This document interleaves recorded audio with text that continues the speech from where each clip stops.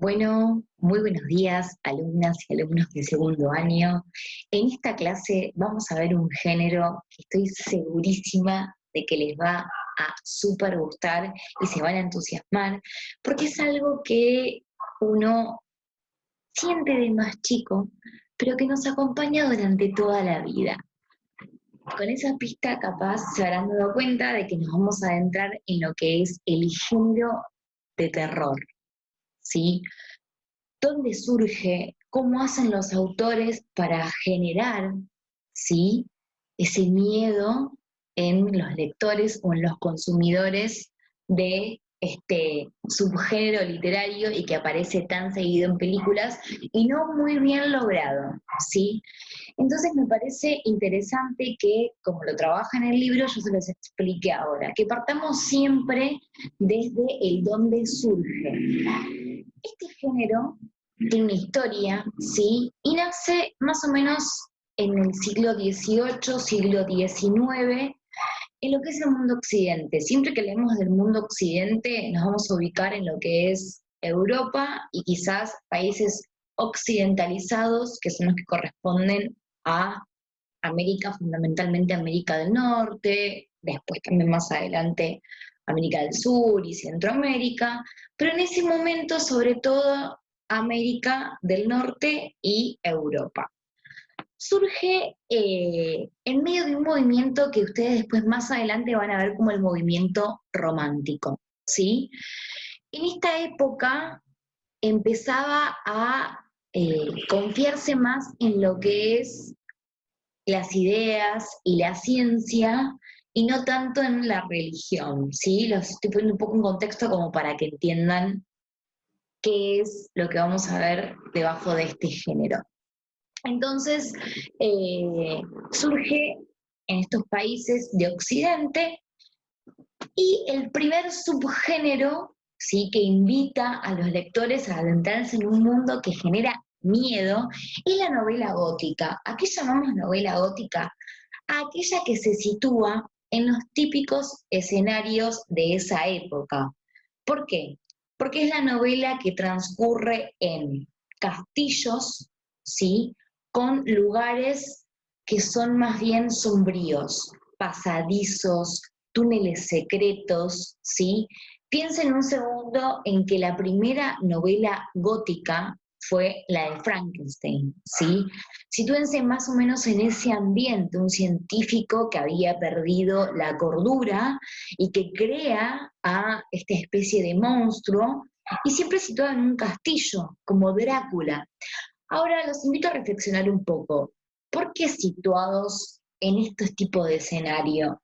Porque en esa época solían ser las casas de esa manera. Entonces, invitar a los lectores de esa época a pensar un espacio sombrío dentro de lo que podía ser su casa, eso invitaba al miedo. Por eso hoy quizás esas historias a nosotros no nos producen miedo. ¿Se entiende? Porque cada género tiene que estar acompañado de su contexto. Y en ese momento eso sí generaba miedo. Mientras les estoy hablando y contando esto, veo que acá atrás está mi sombra, que no pase nada, porque me va a agarrar un miedo a mí. Pero bueno, sigamos con esto. Entonces, ese fue el primer subgénero que surgió. El otro subgénero fueron los relatos de fantasmas. Ese es el que me da miedo a mí. Los relatos de fantasmas sí surgieron como este otro subgénero dentro de lo que es el terror, ¿sí?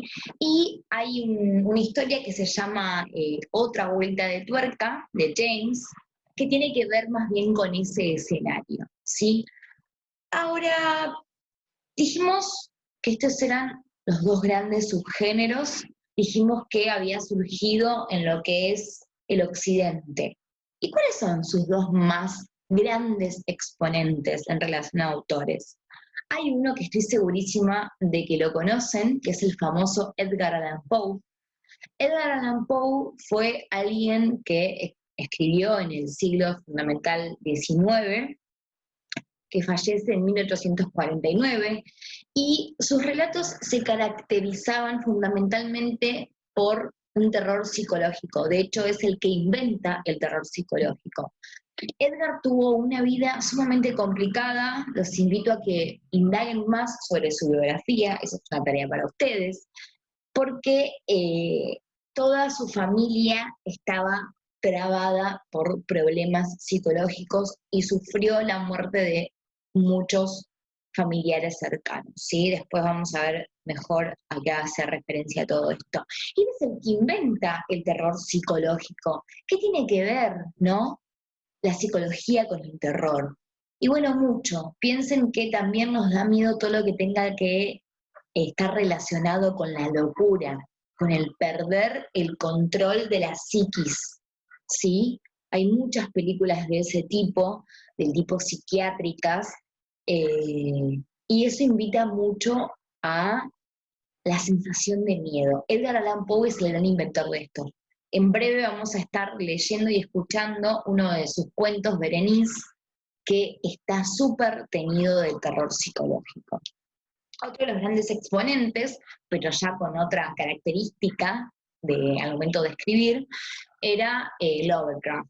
Lovecraft inventó él su propio mundo terrorífico, con una mitología particular, con una cultura del miedo particular, con una geografía particular, ¿sí? Después también vamos a ver cuentos de él. Ahora, ¿cuáles son las características de este género, no? Y piensen en algo. Todo escritor de miedo va a tener, por supuesto, una intención fundamental. Y ahora los remonto un poquito más atrás a conceptos que ya vimos. Vimos a las funciones del lenguaje. Dijimos que función era igual a intención, ¿cierto? La intencionalidad y la función de los textos que vamos a ver bajo el rótulo de terror va a ser siempre la misma, función poética, ¿sí? ¿Y esto por qué? Porque estamos hablando de literatura. Entonces la función del lenguaje acá va a ser la poética, ¿correcto? Pero estos autores de este género tienen una intención que es provocar miedo, ¿sí? Que nosotros y nosotras al momento de leer esos relatos tengamos miedo. Y ahora, ¿cómo hacen para causar ese miedo? Piensen que tienen que tocar temas justamente que nos provoquen terror, temor. Y hay 3 temas, ¿sí?, por los que van a girar la mayoría de las historias de terror, que son los que más nos espantan. Primero, la muerte. Segundo, todo lo sobrenatural, ¿no? Porque es lo desconocido y todo lo que no conocemos nos causa miedo. Por eso sentimos miedo, porque no lo sentimos cercano, es algo siniestro. Y el último es la locura, ¿sí? Los autores de estos textos van a trabajar en torno a esos 3 temas, ¿sí? Entonces, si esos son los grandes temas, va a faltar de qué manera trabajar esos temas, cómo dedicarle, ¿sí?, un trabajo fino para que yo cuando lo lea me provoque miedo. Entonces, vamos a ver que tenemos 5 recursos que utilizan estos autores para provocar miedo. Y van a ver que van a coincidir en algunos, si no en muchos. El primero son los seres aterradores, y eso va a variar según la persona y la época. Pero siempre va a haber uno en el que coincidamos que sí nos da miedo. Y acá entran todos los seres que nos pueden causar espanto. Los vampiros, los zombies, los monstruos, los espíritus y fantasmas. Particularmente a mí me dan más miedo los espíritus y los fantasmas que los otros. Pero hay mucha gente que le teme a los zombies o también a los monstruos. El segundo recurso que utilizan estos autores para provocar miedo en nosotros, que vamos a ser los lectores, es, o mejor dicho, son las personas con facultades mentales alteradas. Esto es lo que hablábamos antes sobre el terror psicológico de Edgar Allan Poe. Cualquier persona que esté fuera de su sano juicio, que presente algún tinte de locura o de psicosis, va a generar miedo, ¿sí?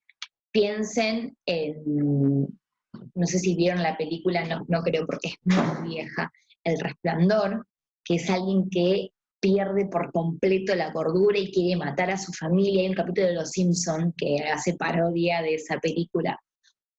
Siempre que alguien se muestre loco o con otra percepción de la realidad, o mismo cuando capaz nos cruzamos con alguien en la calle que perdió su psiquis, capaz nos causa extrañeza y sentimos un poco de miedo. Y nuevamente, chicos y chicas, esto es porque nos resulta desconocido. Cuando conocemos ese mundo, ya deja de darnos miedo, pero no me quiero ir tanto por las ramas.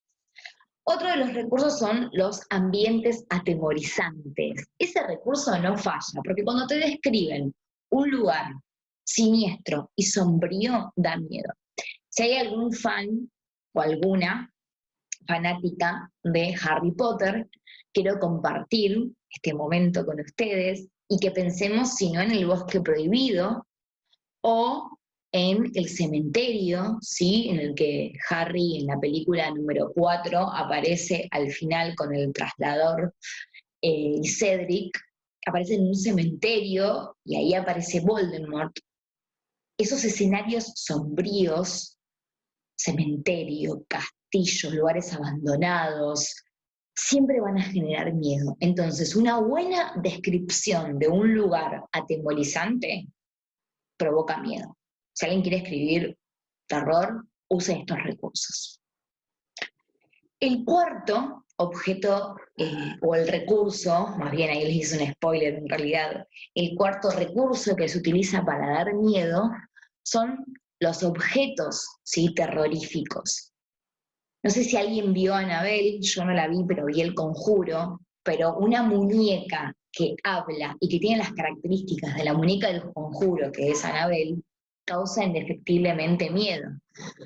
Otro objeto podrían ser, que a mí tanto no, pero depende de la película, talismanes, amuletos, ¿sí? Que con ellos nos trasladan a situaciones de miedo. O si no, piensen en el famoso juego de la copa, ¿no? La copa ahí pasaría a ser un objeto terrorífico. El último recurso que usan estos autores de terror son las alteraciones, ¿sí? Del mundo cotidiano. Cualquier suceso que rompa con la cotidianidad va a provocar miedo. Si en este momento a mí se me cruza algo siniestro por esta ventana, de seguro que me voy a asustar, ¿sí?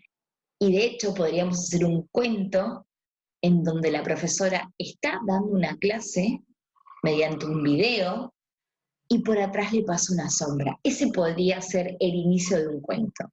El que o la que se anima, los invito a seguir la historia. Espero que lo hayan entendido y ahora nos vamos a ir con más cuentos de terror.